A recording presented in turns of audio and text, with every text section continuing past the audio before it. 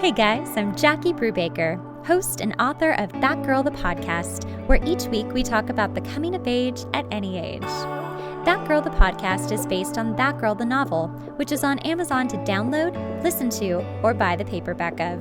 You can also follow us on Instagram at That Girl the Podcast and our Patreon page. Oh, hi, buddy.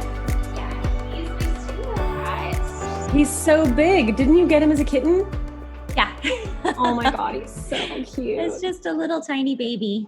That's so funny. I'm house sitting. I'm cat sitting for my brother. And this is my brother's cat. Look. Aww. They're the same. I'm going to open my bottle of wine. Please do. It's so good to see you. I love that we're both wearing black, as I felt like we would. Well, you know, as a hair and makeup artist in our union, we are told to kind of fit in when we're like, you know, show blacks. It's a show black thing. It's a show black thing. Yeah. We picked up on from different houses. Exactly. How did you feel about the chapter? Tell me your thoughts, like just first things that came up. Well, first of all, I was like, of course we have to talk about the chapter where like you actually describe a sex scene, which is fucking rad. Oh my God. Thank you. Okay. It's like, so I was like, oh, I'm glad it's you reading it versus like a guy or something like, huh. But yeah, thanks for that. Cause I was like, this is so embarrassing. My dad and my mom are going to read this one day and be like, oh, hey honey, TMI. I mean, you know, aside from being completely relatable, because like when you asked if I had any situations like that or like, you know, relationships like an Ezra. Yeah. And I'm like, who among them isn't? Like I have so many situations in my life where, you know, like the line is like a little bit blurred and you're like, oh gosh, I like this person, but I also want to like work with them. And then you like work together and then you end up hooking up. And then it's just like this whole thing. Right. So it definitely, I was definitely right there with you. And it was funny because I was actually listening to that specific chapter in the car with my husband. And I was just like, So, that's amazing. That was so weird for me to write for so many reasons, but I'm like, this is so, it's very vulnerable. You're very like, and this is what it looks like. Yeah. Cause you know, being a songwriter, songwriting is vulnerable, but you can leave out so much. You know, you choose very specifically what you get to say in a song and how you can like wrap it up into this little package that people can relate to. But when you actually have to like tell the story like you do in a book, you can't leave out some details. You know, you have to include it. You have to like give, you know, right image of what is happening. So I was like, oh, sweet. Right. I should probably take this moment to introduce you because we just started talking. This is Sarah Ault. She's an amazing musician and she is my guest today. So anyway, back to the conversation. Also a hairdresser. So we have like this other thing. That's true. Actually, you of so many of my friends are so perfect. In the beauty industry. Let's start at the beginning of my prompts. Have you ever been confused over a friend that could be more? Literally let's just like look back at most of the male friends that I have in my life. I have slept with all of them, like pretty much, and maybe not like fully, but I have. It's funny because something's happened. And I realized that at a certain point, like when I started to transition to having more girlfriends, that I was like, oh, maybe I was like looking for something in like every guy I was ever friends with. But now but yes. But many times like you're friends with someone who you wish it would be more and you kind of just hang around. But actually your situation in the book reminds me a lot of my dear friend, Nick, who was like, we met in 5th grade. We were friends all through school, but we didn't go to school together. And we were always each other's kind of fallback. And for years we were like, oh, when we're 30, like when we're 30, we're going to, you know, get married if we're still single. And remember when 30 was like old? And we were like, oh, we should be married by then. I know. Now I'm edging towards the other, that other decade. I know. It's crazy because we look the same. So I don't know how that's possible. I know, really. I do actually. I'm very, very grateful that I can look considerably younger than most people my age.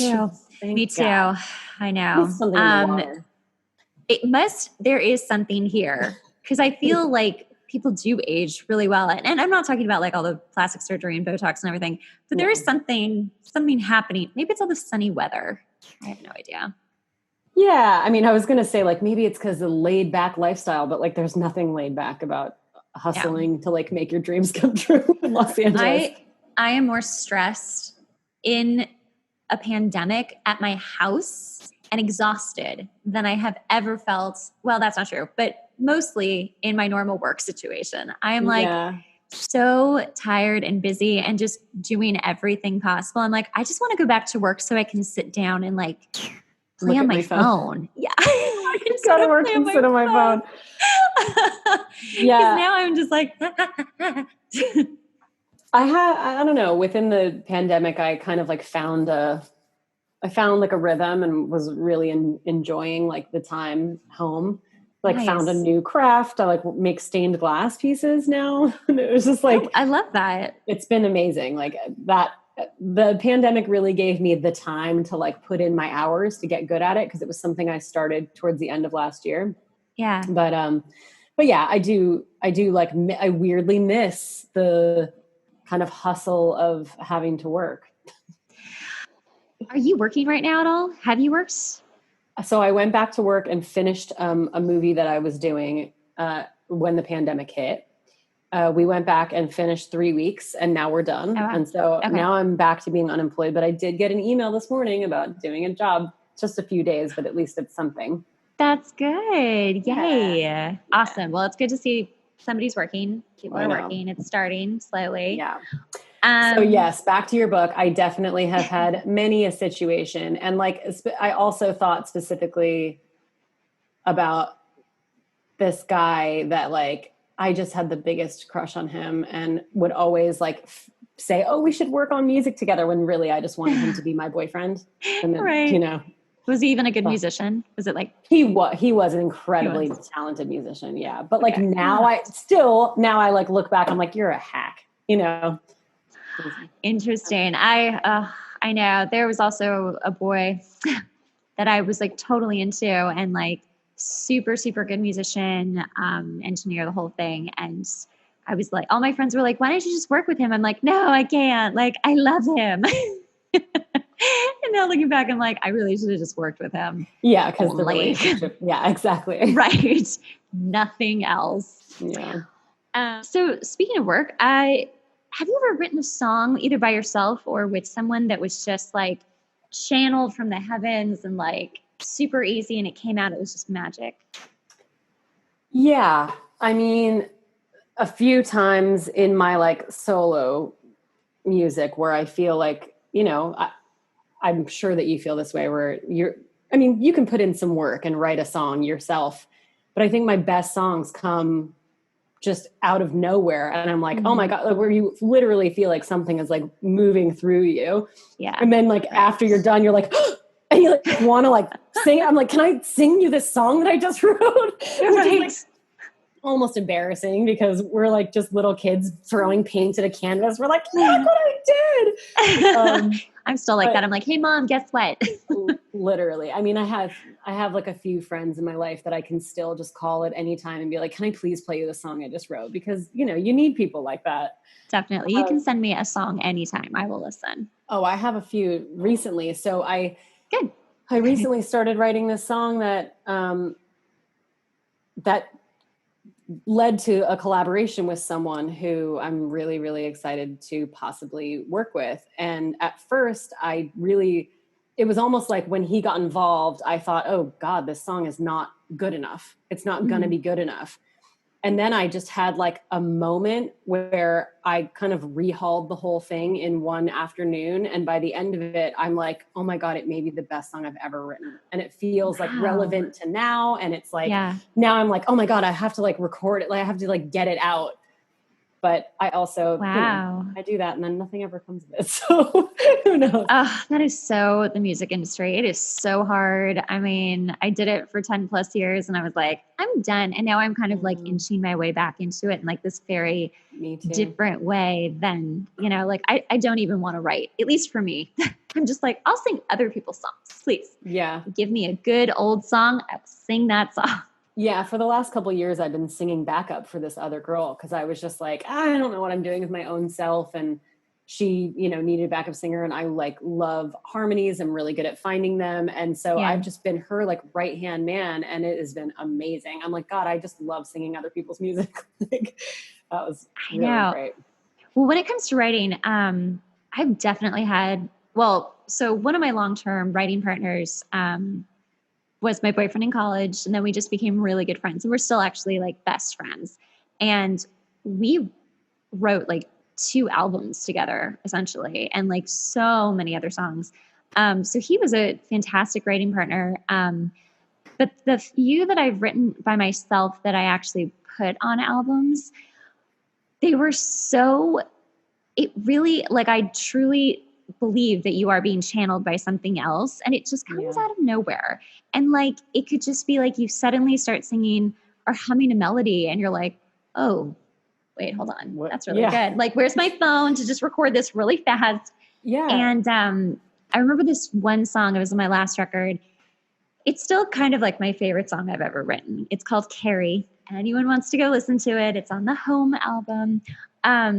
But I had this really cool like 1940s ribbon mic that I was borrowing. This is me geeking out. Love it. And I was like, ooh, I want to like try writing something and like maybe using this mic. So it was just like sitting over there. And this song just started coming out and it was such a vulnerable and honest song that it was me, but it wasn't me. And it came out so fast that I was like, oh, these aren't scratch lyrics. These are the lyrics. Yeah. And it was so magical. And then there was one other song from a previous album that it's this really like dirty country song that like someone like Miranda Lambert should sing. Like, it's really not for me. And I knew that. I was like, please, somebody else pick up this song. But I sang it anyway. And it's so strange because the stuff, like, I'm not religious, but I was like talking about Jesus. And it wasn't like a silly country song. It was actually like a really pissed off Miranda Lambert kind of thing. Yeah. And I was like, where did this come from? I love that. I love it too because you remember that you're really kind of just a vessel and you can do everything you can do here, but there's so much more. And that's the muse or God or the universe, whatever. It's just like when it decides to pick you, I know, do it, And you can also, sorry, I'm like jumping to your last question. So maybe I'll wait until we get there. Okay. So just to button that up, the other thing I've noticed too is that if you have a really good idea and you don't act on it, whether it's a song, someone else will get it. And I swear it's the collective subconscious where you're like, here's my gift. Cool. Oh, didn't do anything with it. Now someone's made that movie or whatever it is. 100%. Because I have had those ideas and not done them. And then they pop up somewhere else. And I'm like, wait a minute. Like, they must have had this idea almost at the same time as me to have made it.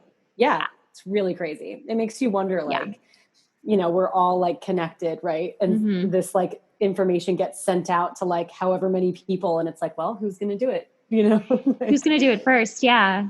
There was a song from Maroon 5 that came on once and I had come up with this really weird, like almost like Celtic melody for like a pop song.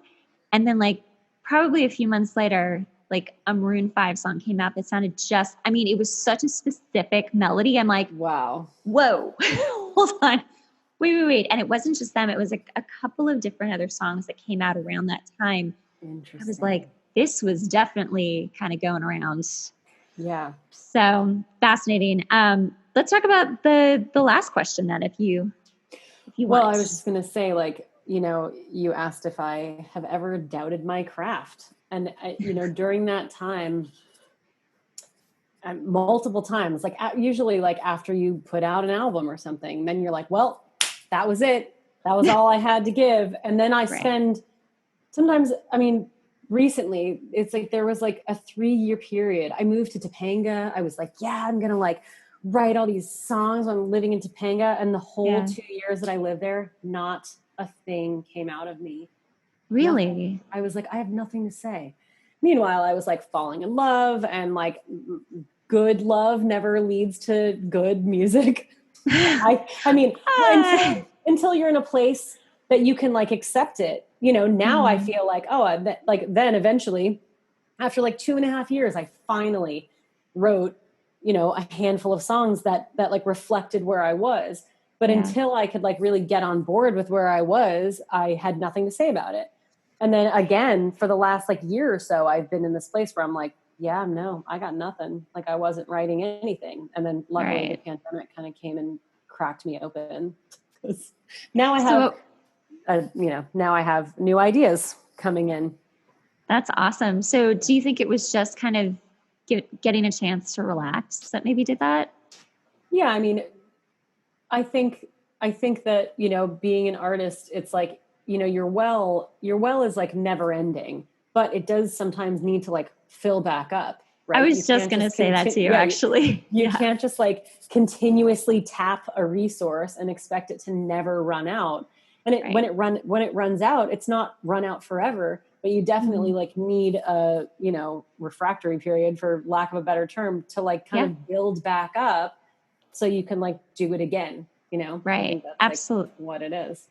I completely agree. I mean, you do burn out and you really don't have anything to say. And like when I was songwriting, I was really doing it with the intent to sell to other people. Like I was writing for myself, but I was really like writing just what was like trending. And so you can do that, but it's never very fulfilling. No. It's kind of empty. And so, you know, or you can try to like get out of the funk by like making up a scenario. I don't think every song I've ever written personally was, you know, an actual thing. Yeah, I have a hard time with that, like making up scenarios, because I don't find that I'm very imaginative. I actually, I was thinking about this recently because I saw some video about this thing called aphantasia, where there's people who can visualize. Like when you close your eyes and I say like, picture a tree. Do you see a tree? Mm-hmm. Yes. I do Should not. I close my eyes? You can't? Yeah. No, black. What? It's black. What? Yeah. And the people who have trippy. it can't believe that people can't do it. And the people who I cannot, like my eyes are closed, I see black. If you tell me to like see something, I cannot see it. I can only get vague like flashes of my memory of something, but I can't like create worlds in my mind. So, whoa. And my husband, he can. So therefore he likes books that like take him places. Yeah. I cannot read fantasy. No, like science fiction, like nothing that requires me to like envision some place. I really like autobiographies and like self-help books and data-based books that like teach me something, because I don't get lost in my imagination, which I think is like something that's kind of hindered me in a way, because I can't like create fantastical situations that don't exist otherwise. I have to have like a frame of reference, which is so weird, right? That is so interesting for like a highly creative person. That's really fascinating. Yeah. And like then getting into like stained glass too has made me like, I've never been an illustrator. I'm not a visual artist. So that's my first kind of visual medium, but it's only because I can like get ideas from something else, then kind of draw it, and then I turn it into something that like is tangible. But I cannot visualize in my brain at all. What about as a hairstylist? Is it just like you look at the person and then you just start getting inspired, or how does that work? Yeah, I mean, with hair, you know, usually people come in knowing kind of what they want or what they're looking for. And I have obviously like this filed away well of like every hairstyle I've ever seen. But I think with most things in life, and I was just saying this to my friend, that like I wing it. I wing everything. And this is also coming back to doubting yourself. I gave my friend a haircut recently. And after the haircut was over, I left there thinking, oh my God, that haircut is horrible. Like thinking to myself, like, it's really bad. Aw. I didn't do a good job. She texted me the next day. Oh my God, I love my hair so much. And I was like, oh, that's so great. Like, meanwhile, I'm home. Like, she's just telling me that because she's trying to be nice. Meanwhile, Right. people aren't just nice about their hair. You know, if people don't No, like their that's hair, true. they're going to tell you. Yeah. But then yesterday I saw an Instagram video in her story of her with her kids, and her hair looked so good. And I literally texted her and said, did you have someone fix your haircut? Oh my gosh, Sarah. No, Billy, you did that. I was like, oh my God. gosh. That just like goes to show you, like, the self-doubt is real. Like, you can be, you know, I've been like in the union for 15 years. I've been making music just as longer. And I still just daily have to like fight that, you know? I think people probably think I'm pretty confident, and I am not. No, I get it. I'm the same way. Like, it's gotten much better as I've gotten older, but yeah. Oh my gosh, that is so fascinating. So I guess the secret isn't really working for you because you're not able to visualize what you want to put out there. Exactly. No, but I do a lot of like, it's like a lot of like verbalization instead of imaging, you know? Okay. Like I can like meditate and talk to myself, but I cannot visualize anything for myself. This is the first time I've ever heard of this happening to someone. Yeah. So there's a video that like some, cartoonist,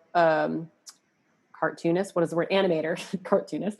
Some animator made a video kind of explaining it, saying like, you know, if I have you think of an apple, there's a scale. Like there's people who are like 10 out of 10, see the apple, can move it around in my mind. Right. And then a 1 is black. You don't see an apple at all. And then there's people who can like get little glimpses of an apple from their memory, which I think I'm probably like a 2 or a 3, but I'm really close to like, my mind is blank. Crazy. I'll send you the link. It's a cool little video. Do. That is so fascinating. We actually went through all the questions. So now we can just talk. No, is there anything else, even about the prior chapters, but more so about this chapter that you definitely wanted to like hit upon? Or we could just talk about boys in the music industry and how they are. I feel like maybe that's the topic. You know what's funny? Okay, I have a horrible story that will probably translate. Yeah. Years ago, in the age of MySpace. Some guy, I think he was probably like 22. Let's call him 22. And his name was Nick with a K, just N-I-K. And I was like, this guy's cool. Yeah. And I was like, I think I was 18, but I still lived at my mom's house. Maybe I was 19. But my mom was like super cool, and I lived in the garage, and it was a very chill situation. Nice. He messaged me on MySpace. I don't know how he found me. And his message was like, hey, like I'm a, Libra, Taurus rising, and blah, blah, blah. It's this whole thing. But it was like funny at the same time, like, and a little self-deprecating, like he realized what he was doing and like mentioning his astrology. And I was like, okay, cool, whatever. We ended up chatting. He was like, oh, my band's like recording a album. You should come to the studio. And I was like, okay. And I like went to the studio and like put backup vocals on his song. And then maybe we hung out like one other time, and we ended up hooking up, and it was just like, I didn't feel good. It just wasn't great. He didn't feel like my boyfriend. He didn't feel like somebody I wanted to like keep hanging out with. Right. And he messaged me a couple days later and was like, hey, do you want to hang out? And I was like, actually, like, I think I'm done. Like, it was nice to meet you. And thanks for everything. And he was like, whatever. I thought you were cool, but I guess you're the kind of person who still lives at home with their mom. Like, just like was so like weirdly offensive about this thing. I was like, whatever. Like I live in the garage. Well, whatever. I don't need to defend myself. It's not even the house, it's the garage. Yeah. Meanwhile, his music sucks. And then it was probably 4 years later, I got a MySpace message from him. And the subject was the same as the first time. And my thought was, oh, he's like being funny, like doing like a callback. And I Yeah. open it and it's the same exact message. And then I realized No. that it was just a copy and paste that he sends to girls and he's still Oh, doing 4 years later. oh my gosh. And Oh my God. I wrote him back and I was like, hi, by the way, we've already had sex. Like, you fucking idiot. And he goes, oh, well, at least you know I still think you're hot. What? Ew. Oh God. And that How is, are they still like dating alive? in the music industry, I guess. Oh my gosh. So true. So true. Bad. Well, I mean, it's funny. All of my long-term boyfriends, except one, have been musicians or in the music industry. And they've all been really, really good to me. But it's the guys in between that have just been like the worst, just the worst ghosters. And, you know, like you don't want to get too attached because they won't and then they will. And it's just such a game. And you're like, kind of just going back to what we first started talking about. It's like, well, are we going to like be together? Are we just going to hook up? Are we going to work together? Are we going to do all of it? Like, does that even happen anymore? And I don't know if it does. Yeah. And it's just a complicated situation to be in. And you also have to have like some sort of, you do have to have a a chemistry to work with someone.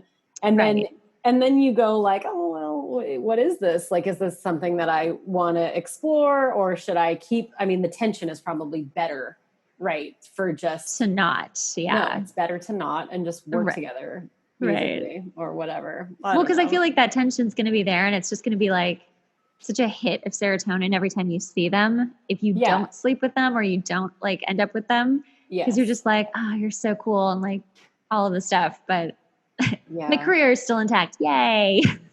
I really related when you said that thing about, when you were just like waiting for a text from Ezra. Still, I feel that. Even you're like, I'm still waiting for a text. I'm still waiting for a text. But like when you have someone new and exciting, and you can even feel that with your friends too, where like this like thing that you feel, and when they don't like reciprocate, or it's like they don't realize how badly you want it, and if they do, then they're certainly not going to message you. and how much it would like change your day if they just said hi. Oh, I was literally just feeling this last night. Go on. Aww. Well, okay. So like, anyway, there's this boy and isn't there always? Always. And he's fantastic, but I'm like, do we have different like communication styles? Should I possibly just not come on the defense and be like, why didn't she text me? Like, I'm like really trying to use the tools I've learned at this point in my life. Like, let's not attack people and actually just say like, I felt hurt when you didn't text me, like a therapist would tell you to do. And so like, I write out this text, like, I felt hurt that you didn't text me. And I was like, is this going to help or hurt the situation at this point? I'm not even sure. Totally. And then like my natural response is probably to be like, well, I wish you would have texted me.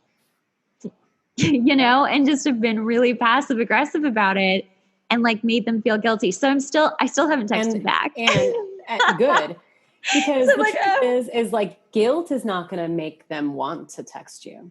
What I've realized over the years, and as a married woman, may I please impart my knowledge that I still don't use, is that if somebody wants to be with you, whether it's just sexually as a friend or make room to be really in your life, and that's like such a bummer and such a heartbreak every time you're like, damn man, like if they wanted to text you, they would. If they think about you and they don't text you, there's a reason why. And sometimes that reason is just that person is not as communicative as you are. But at the end of the day, you're not going to make them communicate the way that you communicate without any level of kind of dragging. you know, Absolutely. Absolutely. It took, I mean, even my husband, we were long distance for like 2 years really before we were like officially in the same place. And during that time, I had just come out of a relationship where I was cheated on. It was like so horrible. I did not trust anyone.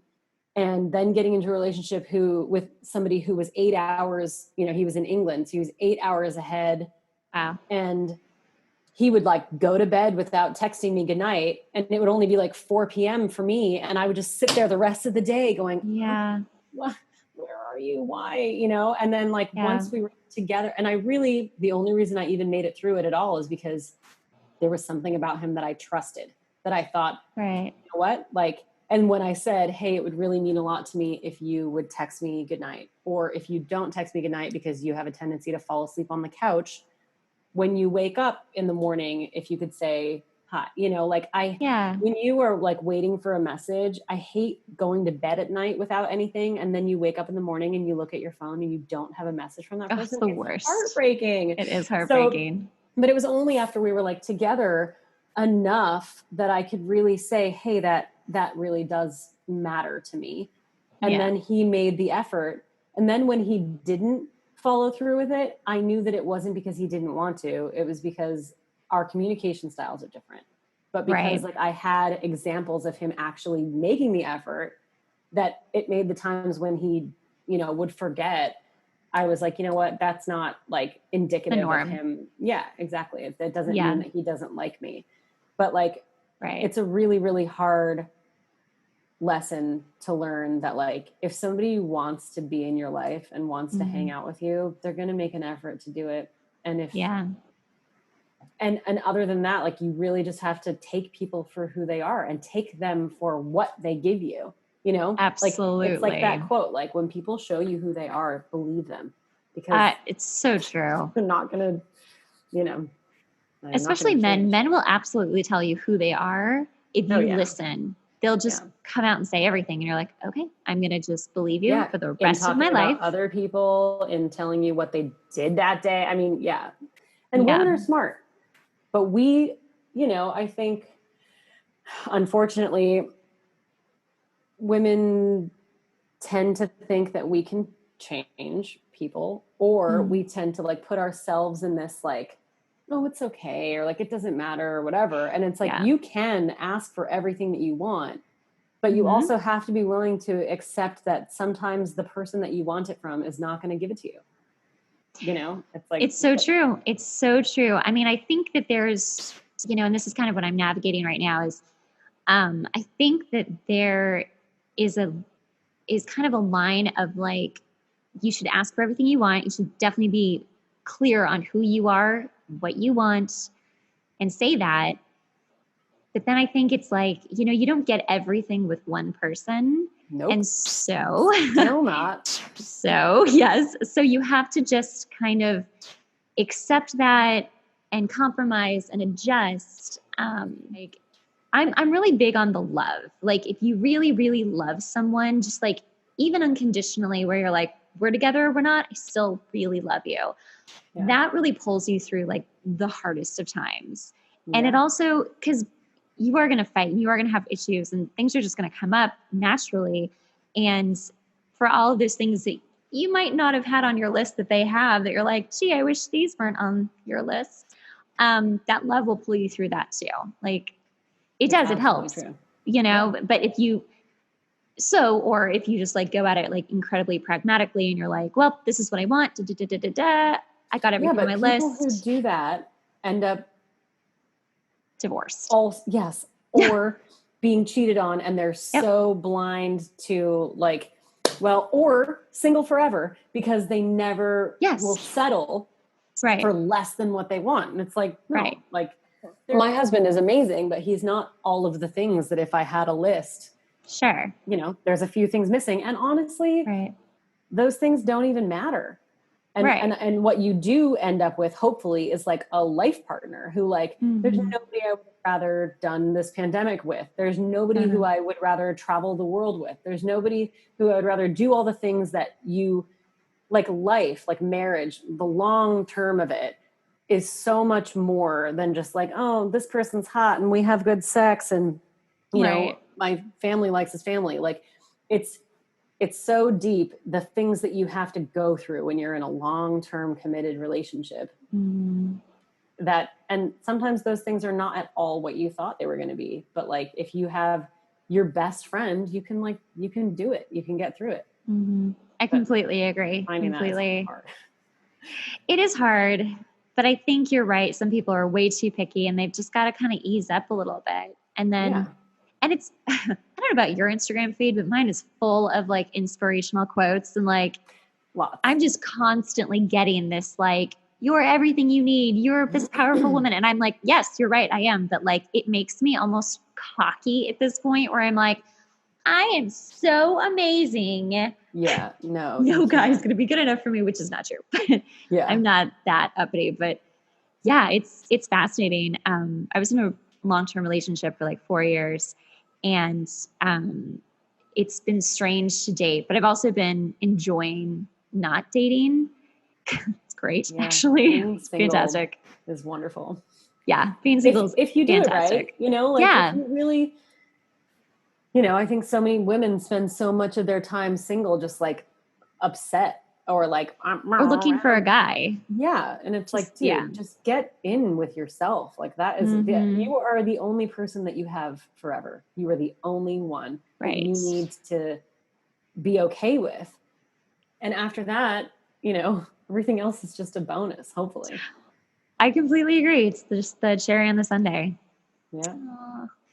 Look at us. We never talk, and yet it seems like we do all the time. For sure. Well, thank you so much for coming on and talking. Thanks for having me.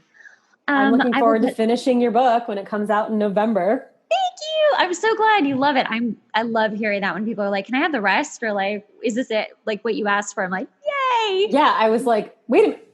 Cause when I had it, I was like, oh, 10 chapters like that. It's like short and sweet. And then it like got to the end. I was like, that's not the end. I was like, no, that's not.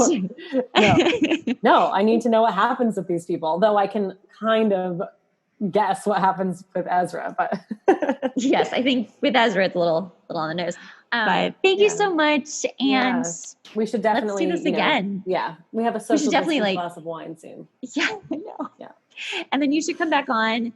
The podcast is going to turn into kind of like, once the chapters are done, it's just going to become like a coming of age podcast. Like everything we're talking about, it'll be like different topics each week. So love it. Yay. Well, I love talking. Yay. You were great, by the way. You were such a good guest. You didn't talk over me. I didn't talk over you. You would be surprised how many people are like, and I'm like, can I just finish my sentence? That would be great if you would let me. So, yeah.